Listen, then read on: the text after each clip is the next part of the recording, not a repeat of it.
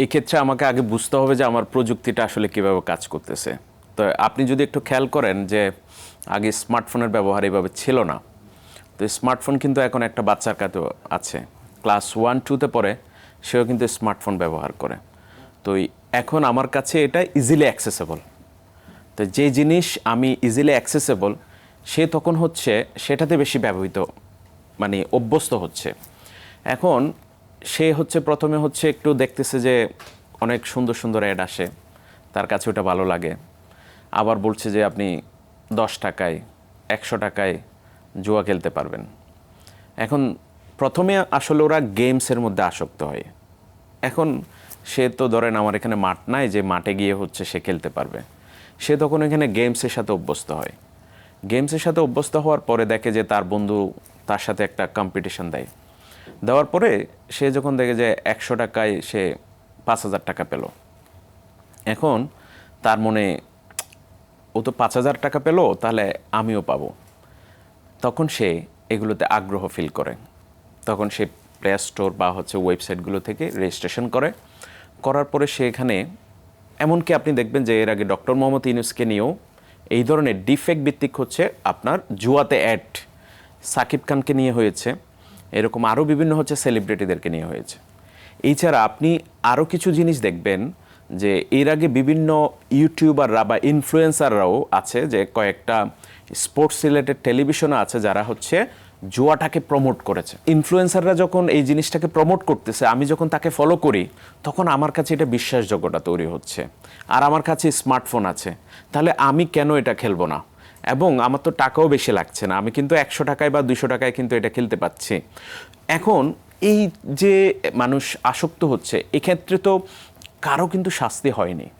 আপনি একটু খেয়াল করবেন যে বাংলাদেশের যেমন ময়মনসিংহে একটা এলাকায় একটা জুয়া, বেলকি নামে একটা জুয়া ছড়াই গেছে। তো ওইখানে আপনি দেখবেন যে 5 থেকে 7 জন হচ্ছে লাখপতি হয়েছে, যে আগে কিছুই করতো না, সে হচ্ছে ওই চক্রের সাথে জড়িত হয়ে এটাকে সে প্রমোট করছে। এখন সে তো আসলে মানে তাকে আমরা বলি মডারেটর। আপনার এখানে কয়েকটা লেয়ার আছে, মডারেটর আছে, এজেন্ট আছে, মাস্টার এজেন্ট আছে। এখন মাস্টার এজেন্ট থাকে দুবাই, আর যে হচ্ছে আপনার মডারেটর, তাকে দিয়ে আসলে বিভিন্ন জনকে হচ্ছে কানেক্ট করায় যে তুমি এটা খেলো। এখন ও যখন দেখছে যে আমি হঠাৎ করে R15 বাইক কিনে ফেলছে জুয়া খেলে, এখন আরেকজনের এটা চোখে লাগতেছে যে ও তো খেললো, তাহলে কিভাবে খেলছে, যে ওই একটা অ্যাপস আছে, এই অ্যাপসটা খেলে।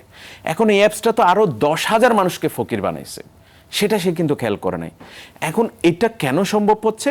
এটা সম্ভব হচ্ছে আমার ইজিলি অ্যাক্সেসটা। আমার একটা স্মার্টফোন আছে, ইজিলি অ্যাক্সেস।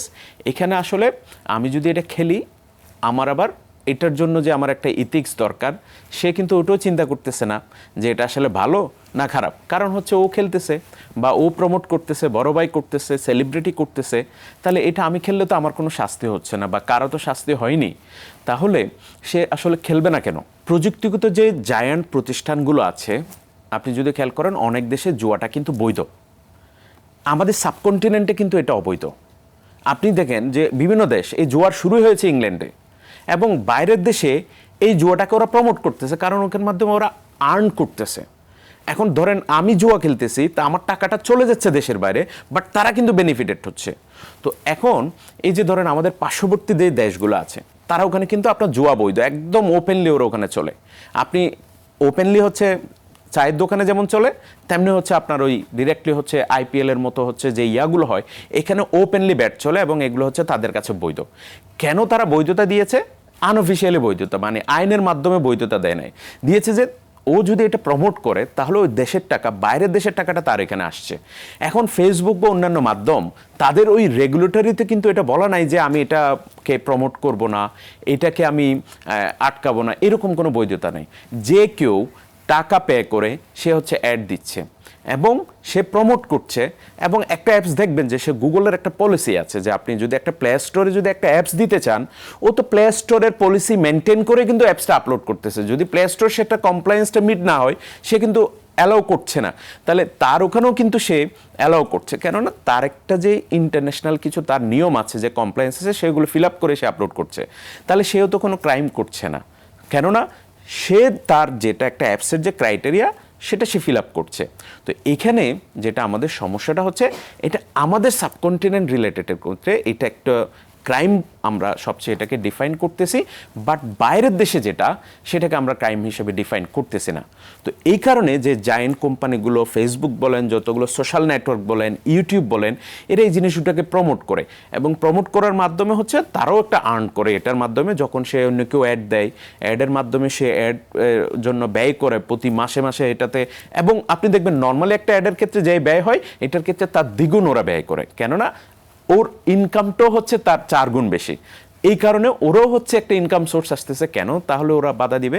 এই ক্ষেত্রে এই জিনিসটা ওরাও প্রমোট করতেছে। তাহলে এখানে সমস্যাটা কিন্তু আমাদেরও না, সমস্যাটা হচ্ছে যে প্ল্যাটফর্মগুলো, সোশ্যাল মিডিয়াগুলো আছে, তারাও কিন্তু আমাদেরকে একটা ইনফ্লুয়েন্স তৈরি করতেছে, কেননা আমরা ওদের এই প্ল্যাটফর্মগুলো ব্যবহার করতে করতে অভ্যস্ত হয়ে গেছি।